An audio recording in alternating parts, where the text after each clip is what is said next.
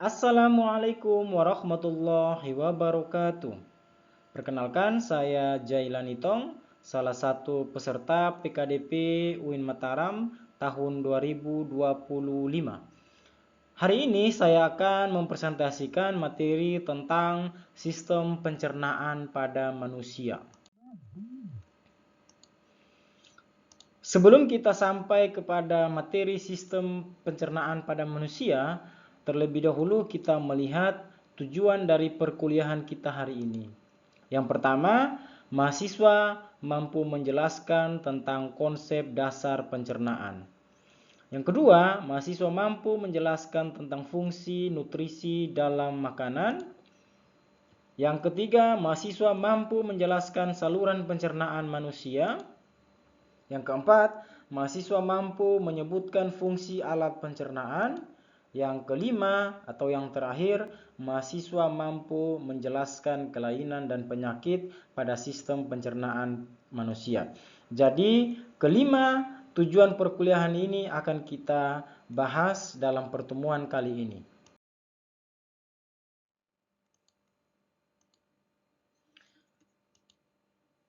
Lalu pertanyaannya apa sih konsep dasar atau pengertian dari sistem pencernaan manusia itu sendiri?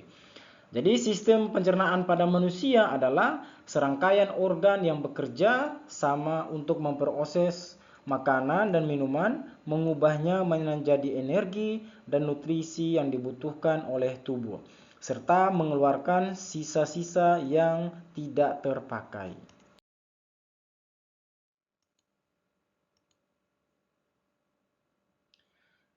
Seluruh makanan yang kemudian kita atau manusia makan itu nantinya akan menjadi nutrisi yang dibutuhkan oleh tubuh manusia itu sendiri. Nah, tentu nutrisi itu memiliki fungsinya masing-masing. Nutrisi dalam makanan memiliki fungsi penting untuk tubuh. Secara umum, nutrisi berperan dalam menjaga kesehatan tubuh secara keseluruhan, mendukung pertumbuhan dan perkembangan, serta menyediakan energi. Nutrisi juga membantu menjaga berat badan ideal, meningkatkan kesehatan mental, menurunkan risiko berbagai penyakit, dan juga meningkatkan kualitas hidup manusia.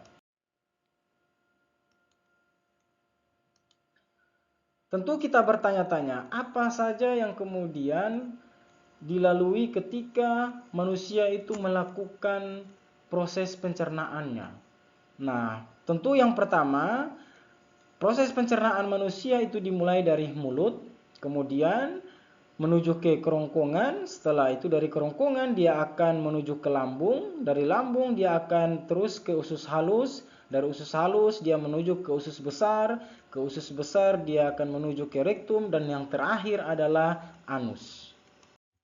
Selanjutnya mari kita saksikan bersama-sama satu buah tayangan video tentang fungsi alat pencernaan pada manusia. Assalamualaikum warahmatullahi wabarakatuh. Kali ini kita akan mempelajari tentang sistem pencernaan manusia, khususnya organ-organ pencernaan. Setiap hari kita makan berbagai jenis makanan. Tapi, tahukah kalian apa yang terjadi dengan makanan setelah kita telan? Yuk, kita mulai petualangan seru untuk mengenal lebih dekat organ-organ yang berperan penting dalam pencernaan makanan. Organ-organ pencernaan menurut fungsinya terbagi menjadi dua, yaitu organ utama pencernaan serta organ pendukung pencernaan. Organ utama pencernaan merupakan organ yang secara langsung dilewati oleh makanan yang masuk ke dalam tubuh.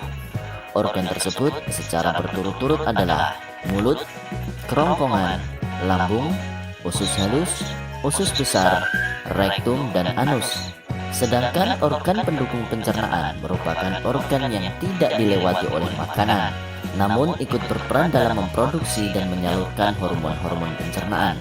Organ tersebut yaitu hati, kantung empedu, dan pankreas. Mari kita ulas satu persatu organ pencernaan dan fungsinya. Mulai dari mulut.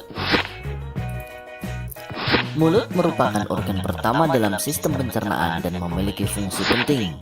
Di antaranya ada gigi. Gigi berfungsi mengunyah makanan menjadi potongan kecil. Lidah membantu mengaduk makanan dan membentuk bolus untuk ditelan. Selanjutnya ada juga kelenjar ludah. Kelenjar ludah ini menghasilkan air liur yang mengandung enzim amilase untuk memecah karbohidrat. Organ pencernaan berikutnya adalah kerongkongan. Kerongkongan atau nama lainnya adalah esofagus, merupakan saluran yang menghubungkan mulut dengan lambung.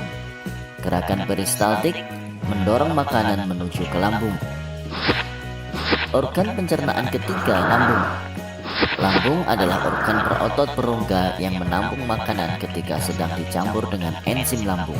Fungsi utamanya yaitu menyimpan makanan sementara, pencernaan mekanis melalui peristaltik lambung, serta pencernaan kimiawi melalui asam lambung atau HCl.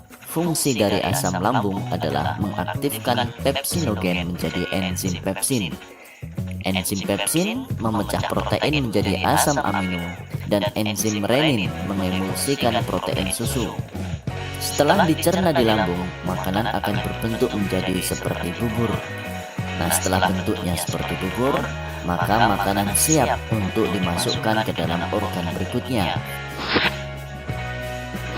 Organ selanjutnya yaitu usus halus. Usus halus terdiri dari 3 bagian, yaitu duodenum, merupakan bagian pertama usus halus di mana sebagian besar pencernaan kimiawi terjadi. Enzim dari pankreas dan empedu dari kantong empedu membantu proses ini. Bagian kedua yaitu jejunum, dan bagian ketiga yaitu ileum. Jejunum merupakan bagian tengah atau disebut dengan usus kosong, dan ileum merupakan bagian akhir dari usus halus atau disebut dengan usus penyerapan. Nah, bagian ini merupakan tempat terjadinya penyerapan nutrisi makanan. Setelah sari-sari makanan atau nutrisi pada makanan diserap, maka makanan akan berlanjut menuju ke organ pencernaan berikutnya, yaitu usus besar. Usus besar merupakan saluran setelah usus halus dan meluas ke saluran anus. Usus besar merupakan tempat sisa makanan keluar dari tubuh. Usus besar melakukan beberapa fungsi penting, yaitu menyerap air dan garam dari sisa makanan, kemudian pembusukan sisa makanan dari bahan yang tidak tercerna. Selanjutnya akan masuk ke organ pencernaan berikutnya, yaitu rektum. Rektum ini menghubungkan usus besar ke anus. Rektum bertindak sebagai reservoir tempat tinja terakumulasi sebelum siap untuk dibuang. Dari rektum kemudian menyambung ke anus. Anus ini menandai tempat keluarnya sisa makanan. Otot, saraf, dan selaput lendir bekerja sama untuk memfasilitasi pergerakan feses dan dapat dikendalikan. Nah, selanjutnya adalah organ-organ pencernaan yang mendukung dalam proses pencernaan makanan. Organ-organ pendukung tersebut diantaranya adalah pankreas. Pankreas terletak di belakang lambung dan memiliki 2 fungsi utama, yaitu pertama, menghasilkan enzim pencernaan. Enzim yang dihasilkan adalah amilase, lipase, dan protease, yang kemudian enzim tersebut disekresikan ke dalam usus halus. Enzim amilase berfungsi memecah amilum menjadi glukosa. Kemudian enzim lipase memecah lemak menjadi asam lemak dan gliserol, serta protease memecah protein menjadi asam amino. Fungsi berikutnya yaitu menghasilkan hormon insulin dan glukagon untuk mengatur gula darah. Organ berikutnya yaitu hati. Hati merupakan organ terbesar dalam tubuh manusia. Hati menjalankan fungsi penting dalam sistem pencernaan. Hati memproduksi cairan empedu, membantu pencernaan lemak dan penyerapan nutrisi, memproses racun dan mengeluarkannya dari darah, menghasilkan zat yang diperlukan untuk pembekuan darah setelah cedera, serta membantu menjaga kadar gula darah yang sehat. Organ berikutnya adalah kantung empedu. Kantung empedu merupakan organ kecil berbentuk buah pir yang terletak di bawah hati. Peran utamanya adalah untuk menyimpan dan memekatkan empedu yang diproduksi oleh hati. Empedu adalah cairan pencernaan yang lengket berwarna kuning kehijauan yang diproduksi oleh hati dan disimpan di dalam kantong empedu. Fungsi utamanya adalah memecah lemak menjadi asam lemak selama proses pencernaan. Demikian organ-organ pencernaan pada sistem pencernaan manusia. Semoga memberikan manfaat. Wassalamualaikum warahmatullahi wabarakatuh. Barusan kita sama-sama menyaksikan satu tayangan video tentang fungsi dari alat sistem pencernaan pada manusia. Di mana di dalam tayangan video tadi menjelaskan bahwa sistem pencernaan pada manusia itu dimulai dari mulut dan berakhir pada anus. Nah, di dalam kehidupan kita sehari-hari, tentunya di dalam sistem pencernaan kita sendiri terkadang mengalami gangguan ataupun juga penyakit. Nah, adapun kelainan atau penyakit pada sistem pencernaan manusia adalah gangguan pada saluran pencernaan atau disebut juga saluran gastrointestinal. Saluran tersebut termaksud diantaranya adalah kerongkongan, hati, lambung, usus halus, usus besar, kantong empedu, dan juga pankreas.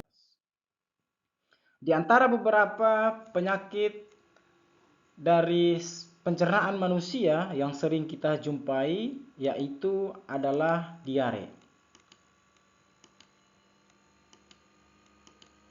Diare adalah kondisi medis yang ditandai dengan seringnya buang air besar dengan tinja yang encer atau berair, biasanya lebih dari 3 kali sehari. Diare bisa disebabkan oleh berbagai faktor termasuk infeksi virus atau bakteri, keracunan makanan, atau kondisi medis tertentu. Adapun gejala diare juga dapat disertai dengan rasa ingin segera BAB, mual atau muntah, sakit perut melilit, perut terasa tidak nyaman.